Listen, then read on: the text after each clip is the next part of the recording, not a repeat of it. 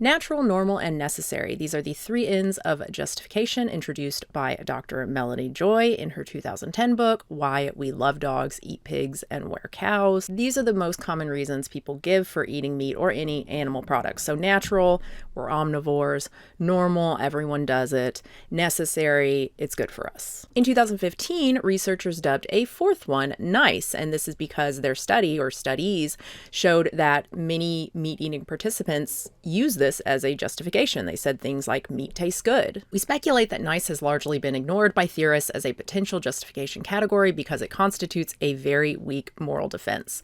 This becomes apparent when it is applied to less controversial ideologies such as sexism. So like a man saying women should have fewer rights because it's nice for him. It feels good to have more power. No one would accept that. Most people would not accept that. Similarly, although not quite comparable, saying I just like the taste of meat isn't as compelling, right? Like you're not going to be branded a bigot or anything. Like people aren't really going to care. Some people are just going to laugh it off. Some people are going to agree with you. But still, it's clear to so many people, so many meat eaters even, that this sort of bacon response is unacceptable. And I think that's why you are more likely to see a necessary type of response, like, oh, we need meat to be healthy, instead of the, oh, I don't care, I just like the way it tastes.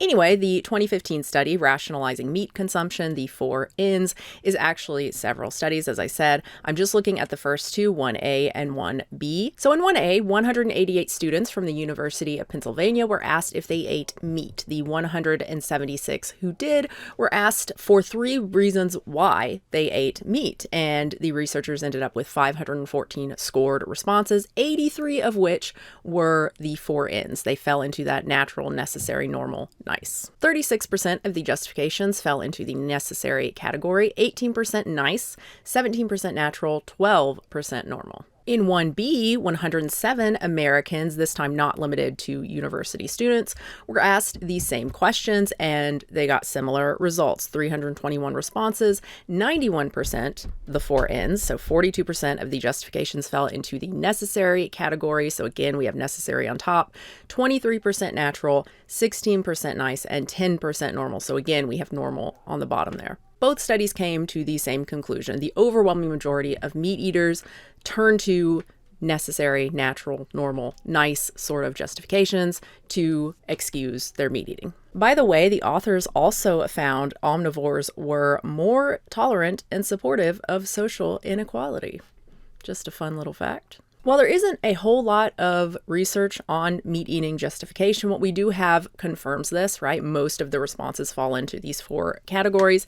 And anecdotally, I think we know this to be true. Any of you longtime vegans out there who have read a bunch of arguments online or talked to people in person, a lot of the arguments we hear, other than like, what about this, or plants have feelings too type of shit, it's necessary, nice, normal, natural. So the counter arguments to the 4 N's, normal, everyone does it. I think that's the easiest, besides nice, to counter. So if everyone jumped off a bridge, you would too. Apparently mothers say that. I don't think my mom ever said that. Maybe she did and I was not listening. Point is, just because something is popular does not mean it's good. We can think of countless horrible examples throughout human history, but we can also think of more tame ones, I guess, right? Oven cleaner. Just because people buy a oven cleaner most often doesn't mean it's the best oven cleaner. It could be that the brand is just known, it's been around for a long time. It could be that it's the most available. It could be that it's the cheapest. Doesn't mean it's the most effective. And the same goes for morality. Just because everyone doesn't mean it's ethical. Again, we can look to past atrocities, but we can also look to the present. Many parents not only yell at, but hit their children. It is still remarkably common, despite every major pediatric health psychological organization saying, no, don't do that. Is anyone going to argue hitting kids is okay because everyone does it? Natural. We are omnivores. We have evolved to eat this way, that sort of thing. Another logical fallacy. Just because something is natural does not mean it is good or preferable. I mean, it isn't natural to use hand sanitizer and wear a mask during flu season. I'm pretty sure it's better than getting sick. Dying from a viral infection is just about the most natural thing you could do. Still sucks. Normal, too, when looking at the whole of human history. Nice, meat eating tastes good. Already talked about that one. Necessary, we need meat to be healthy. Vegetarianism/veganism lack nutrients and are therefore bad for us, that sort of thing. This one isn't a just generic logical fallacy, so it's a bit more complicated to answer. I mean, vegan diets do lack nutrients, B12, which we do have. B12 supplements exist. Many vegan foods are fortified with B12 as well. But there are also nutrients we need to concern ourselves with, like zinc and calcium. It's easier to not meet our needs for these if we are not eating certain foods. Beans, like, it always goes back to beans, guys. Eat your damn beans. Take your B12 and eat your beans. But of course, there are nutrients that don't come as easy to omnivores either, and they do come easier for us, right? There are many benefits to being vegan. Fiber, vitamin K, vitamin E, folate, magnesium, potassium. Many omnivores in well-off countries like the US are deficient in these. Vegans rarely are because these nutrients are abundant in plants, and we eat more plants, of course. Most importantly, the bulk of the evidence on veganism and health issues, diseases, what we really care about, is positive. In comparative analyses, when researchers are looking at vegans versus omnivores, even vegetarians, the vegans are almost always healthier than both groups. Lower rates of obesity, diabetes, even cancer. Point is, a vegan diet does not inherently lack nutrients, and it also offers many benefits in terms of lowering risk for disease and making it easier to acquire certain really important things like fiber, which is probably why we have lower risks of disease. I have numerous videos on vegan nutrition if you want more information. I will try to remember to link the playlist. Actually, I don't think I made a playlist yet on nutrition. That's crazy. I need to do that. So it's not surprising to me that the more common of the 4 Ns in the 2 studies, 1A and 1B, were necessary. Necessary was top in both cases, and natural was second. I think that's also not too surprising. Many people equate natural with good. It's why it makes sense for a lot of brands to put natural on their processed packaged foods. And then necessary, like if a food is necessary, it's necessary. We don't even have to talk about the ethics of it. Doesn't matter how cruel it is, we have to eat meat to be healthy. And I think you really have to know a good amount about nutrition in order to counter that. A confident sounding wellness guru on TikTok can very easily make veganism look unhealthy and even dangerous. And saying to yourself, yeah, like I feel really bad for the cows, but we have to eat it. Like, what are you going to do? I think that feels a lot better to most people than just bacon, or I just like it, whatever, I don't care. Or even it's natural. If all of this makes you kind of sad, I get it. Like, these arguments are so easily debunked. They have been debunked for like decades now, yet so many people, otherwise very intelligent people, make them. You can see my Neil deGrasse Tyson videos for evidence of that. It's crazy. So what can we do about it? How can we get people to think more rationally about animals? Enter a new study, February 2025, towards sustainability by reducing speciesism, the effect of a prejudice-based intervention on people's attitudes and behaviors towards animals. Speciesism is driven by similar psychological mechanisms as prejudices towards human outgroups. People scoring higher on speciesism also score higher on other prejudices, such as racism and sexism, and we saw that in the last study too. So the researchers figured that most people just aren't aware of their speciesism, just like a lot of people are not aware of their racism, sexism, etc. So they wanted to see if enlightening people about this could help change their attitudes towards animals and possibly even their behavior. So they did this by putting participants into one of 4 groups. You have the control, there's no intervention there, the 1-step, 2-step, and 3-step. It's kind of a lot to explain, but it's really simple. So the 1-step group just watched a video. You can watch the video here. It's 4 minutes long. The researchers say they were not allowed to, ethically show the worst of the worst, murdering animals and whatnot. So they did put that in text. But yeah, very frustrating that you are allowed to support these horrible injustices monetarily, but you can't see the consequences of that transaction. Love that. Love that so much. Anyway, the video is pretty awful nonetheless. The two-step group also saw the video after being asked to put themselves in the animal shoes. Participants were asked to imagine for each fragment that they are one of the animals. And then the three-step group did both of those things, right? They were asked to put themselves in the animal shoes. They watched the video, but before all of that, they were given this fake bias test, and the result, again, it's totally bogus. They're giving all the participants the same result. They tell the participants the test says that you value humans more than animals, that you are biased against animals. Participants were told that as a consequence of most people valuing humans over animals, animals are harmed indirectly by consuming animal products for which direct harm is caused, and directly by captivating, exploiting, abusing, and murdering animals. And finally, all of the participants were given a survey on speciesism and behavioral intentions. Again, the researchers wanted to see if any of the interventions affected their animal-human bias and or intentions to change behaviors like eating meat. While they found no difference in speciesist attitudes between the interventions and the control, they did find that the step 2 and the step 3 groups more strongly indicated that they wanted to change their behaviors, whereas there was no difference between the step 1 and the control. So giving people more information about their bias, about their prejudice, instead of just showing them the consequences, the video, seems to make people want to change. That's great. But it's words. Are they actually changing? The researchers wanted to know that too, which is why they did a second study, this time with only the 3-step intervention versus a control. In addition, the participants were surveyed about their animal product consumption first. So they gave them a survey asking them how much animal products, what animal products they eat.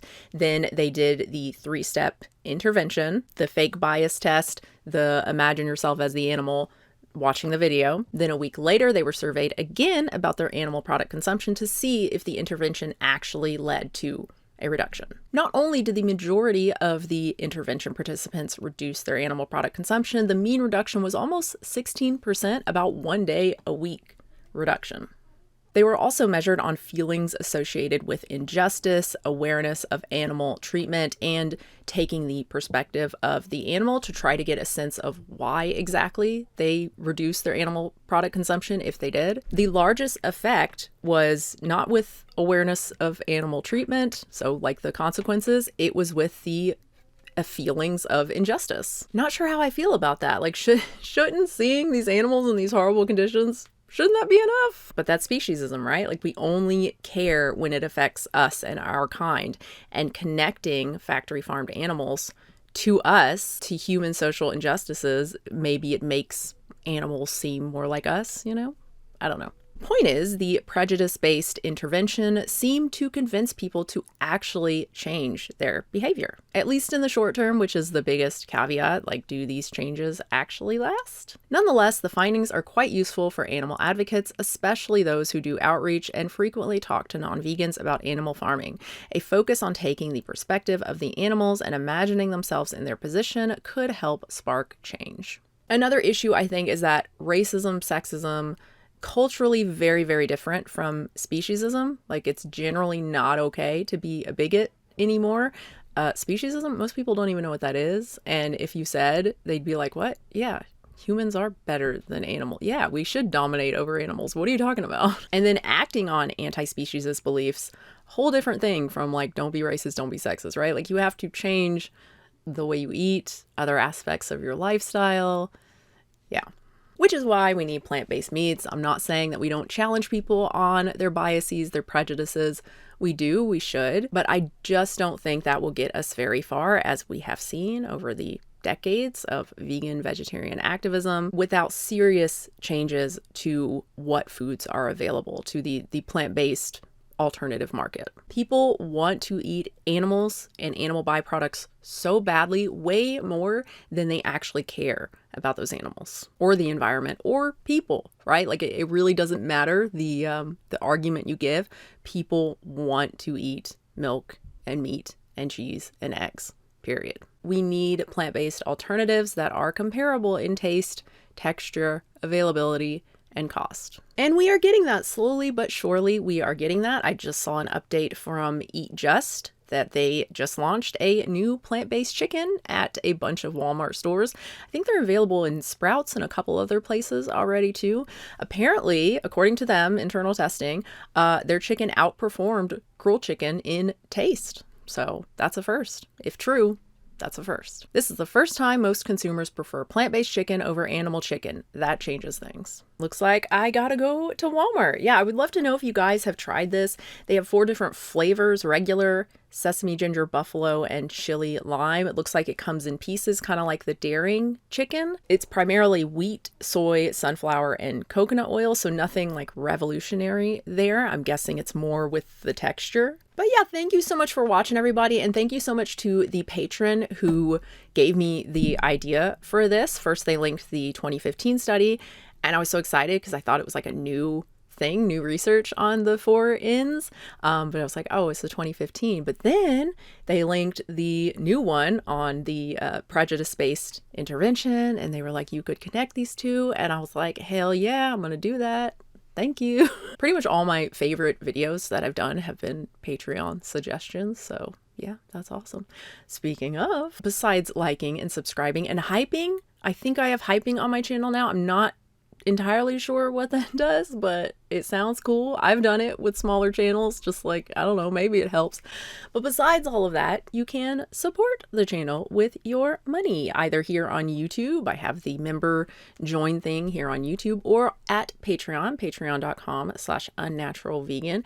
And I do post 2 exclusive videos a month for tier 2 and up members and patrons. I do a vlog, and then I do a controversial topic, which I'll have up for this month in just a couple days. Anyway, thank you again, guys. New video soon.